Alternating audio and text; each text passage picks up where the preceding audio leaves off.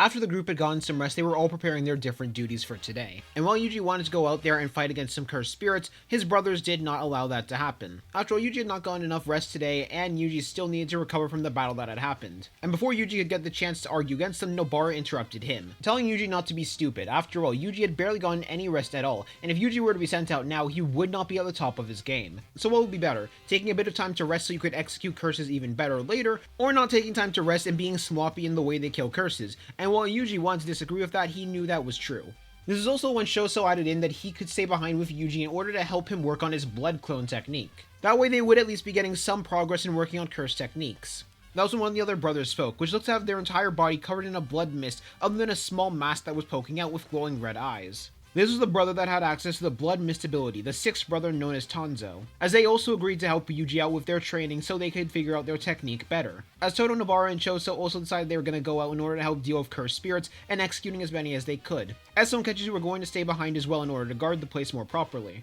Mimiko was going to go with Choso, Todo, and Nobara, while Naniko was going to stay behind as well. Naranzo, the fourth brother, whose entire body was covered in blood that was burning everything it touched, also decided they were going to stay behind, mainly to help out with Yuji with their technique. With each of the brothers having different applications of blood manipulation, they knew they were going to have to stay behind to try and give some tips and pointers for Yuji. However, they knew they couldn't have too many stay behind, as they didn't want to accidentally overwhelm Yuji's brain with information and knowledge. The other brothers were still tired from yesterday, so they decided they were going to continue to rest for now. However, Nobara did have one more thing that she wanted to mention, as she said that the next time that Yuji was going out, that they were going to go together to hunt cursed spirits down, just like good old times with some of the earlier missions they had gotten. Up first would be Yuji's training with Tanzo. Yuji had already figured out how to heat up his blood, though he only really knew how to do it through one of his applications, being Slicing Exorcism.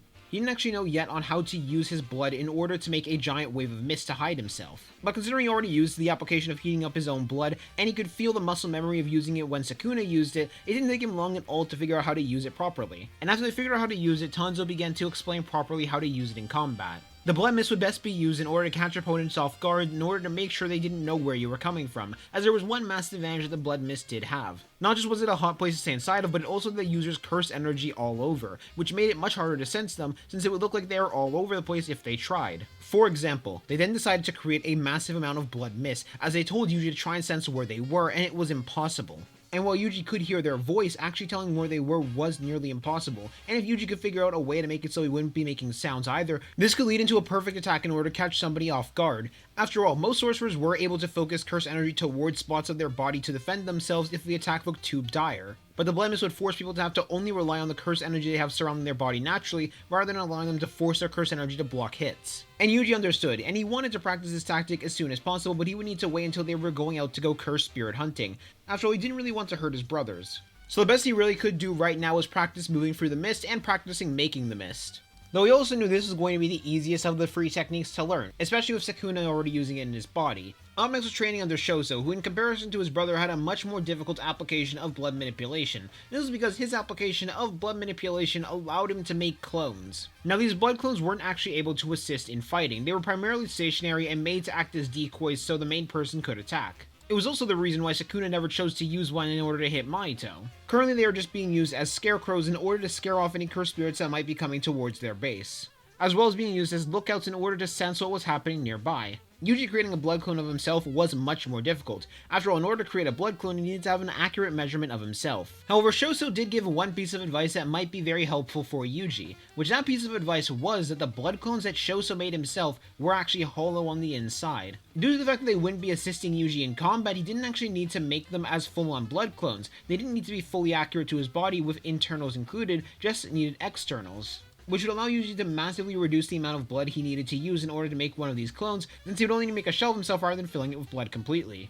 Though even with that in mind, it still was going to take him a while to be able to properly make a blood clone, especially doing that on the fly. So he instead started working piece by piece. He was going to start out by working on his head, thinking that would be the easiest part to mimic, and then just start going down his body until he could eventually get the full body down. However, the hardest of the free blood manipulation applications that Yuji was going to try and learn today was going to be Naranzo's application of blood manipulation, as Naranzo's application of blood manipulation made his own blood be rather acidic.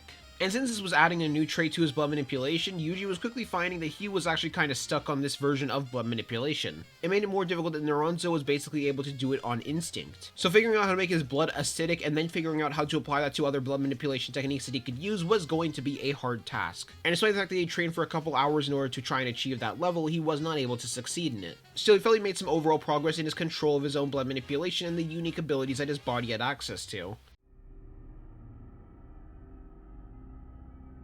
Noritoshi was making his way back to the Kamo clan household. He had some things he needed to get and he had some people he wanted to check on. However, as he made his way there, he saw someone in front of the household that was waiting for them, and someone he did not expect. This person was Suguru Geto, a man who had stitches all across his forehead. The same man who was responsible for the attack on Shibuya, as well as causing so much strife and pain. As Kinjaku then said, "You're late." No, perhaps it's to be expected. After all, Tokyo's transportation infrastructure isn't working right now, Noritoshi. As Kamo then activated Flowing Red Scale, he wasn't going to use Flowing Red Scale stack yet because he was still getting better at using it and he was only going to really use it in bursts. As Kinjaku then raised up a hand and said, Whoa, I'm not really in the mood to fight, you don't need to die. As Kinjaku then began to explain exactly why Kamo was coming here, he was trying to get influence from the conservative faction in order to make sure the actions of trying to remove Satoru Gojo's seal wouldn't be used against him. Where he was planning to use Gakuganji's influence within the conservative faction to assist within that. As Kinjaku then began to explain that he already killed everybody in the faction who announced that Geto was alive and had an execution order on his head, as well as the people who decided to make Yuta Okkotsu Yuji Itadori's executioner. With Kamo realizing the hope that he was clinging to right now was all just a part of this guy's plan. However, this was when Kinjaku decided to say something else. There was a way to repay you for teaching my son how to use blood manipulation even better and making him an even more suitable vessel. I'll allow you to get your fangs.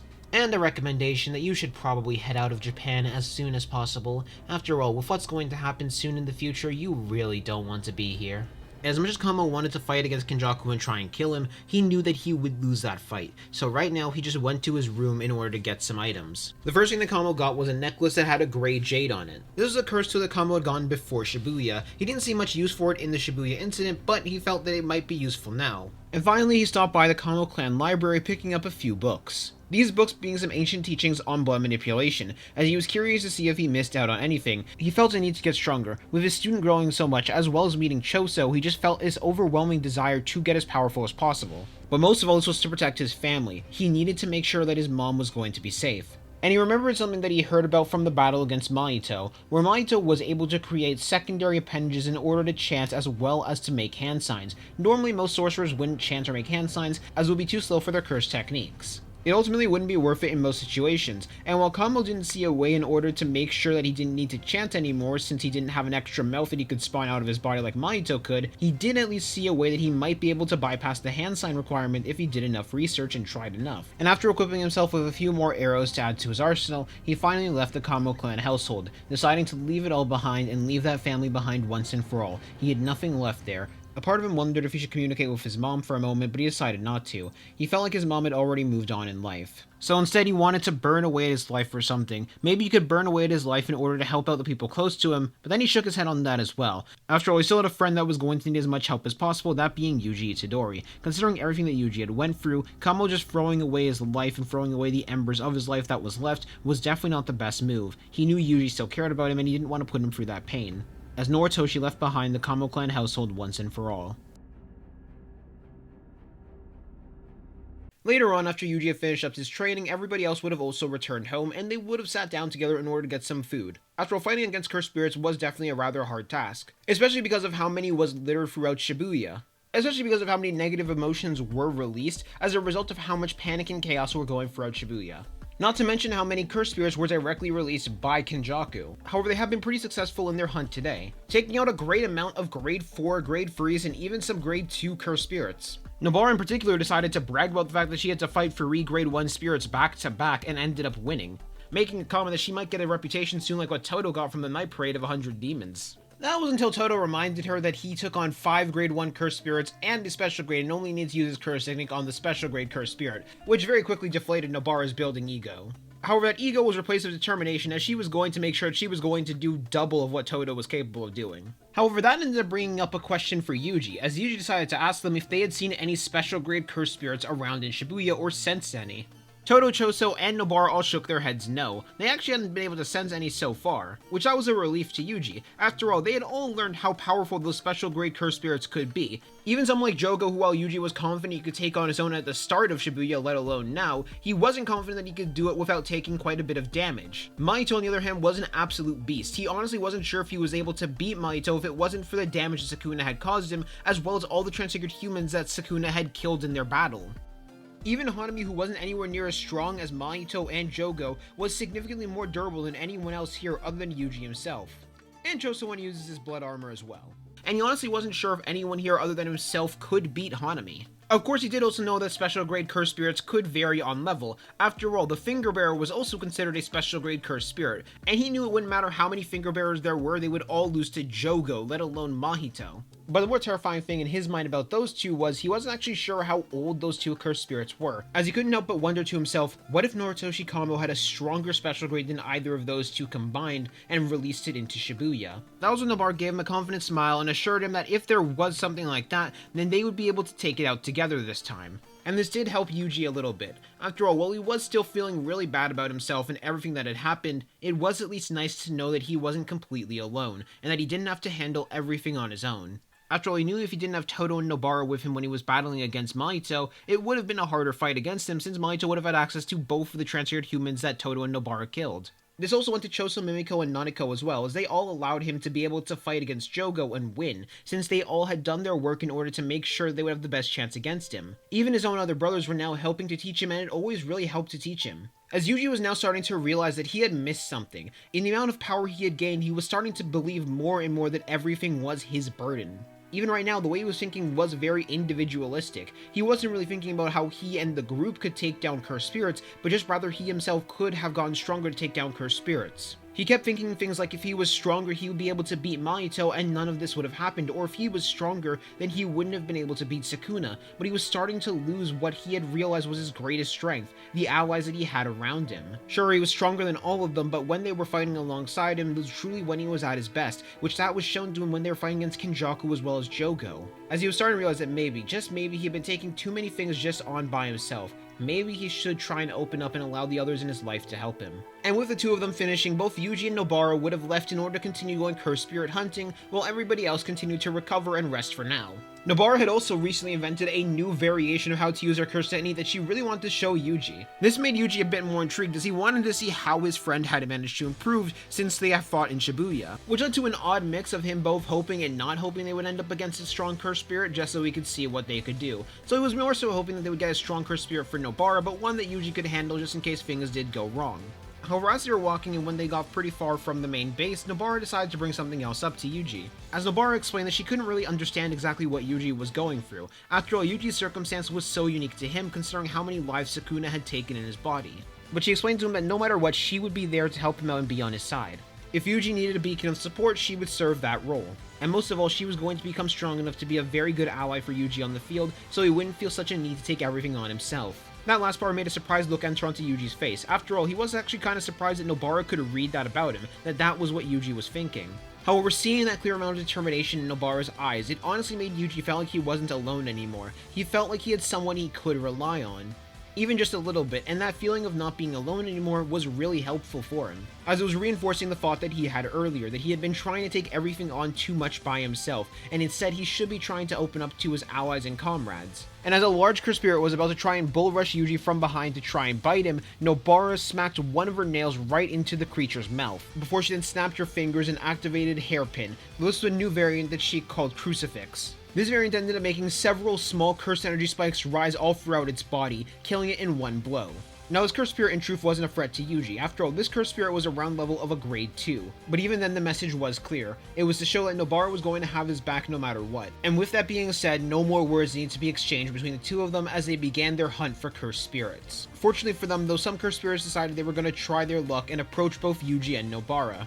Most of them were curses similar in shape to the fly heads, which led them to believe that those were grade 4 to grade 3 level curses. However, those weren't the only curses present, as a large bird the same size as a house landed on one of the rooftops, this cursed spirit being around the level of a semi-grade 1 curse. And on the other hand was a scorpion that was the same size as that bird, that was staring down at Nobara, as Yuji and Nobara realized who they were going to have to go after. With Yuji having wings, it made a lot more sense for him to go after the bird and for Nobara to go after the scorpion. However, up first, Yuji decided they were going to deal with the fly heads around them, as the blood wings extended from his body, with Nobara at the same time lifting up a couple of her nails before smacking each of them with her hammer. As out from Yuji's wings, a large amount of blood arrows were released, and Nobara had her nails each release a large wave of curse energy, and the combination of the both of them were able to eliminate the multiple fly heads that were all around them. As in a burst of speed, both Yuji and Nobara rushed at their respective opponents, Nobara jumping straight onto the scorpion's head, with Yuji rushing towards the flying bird, flying even faster than the bird could propel itself away from Yuji.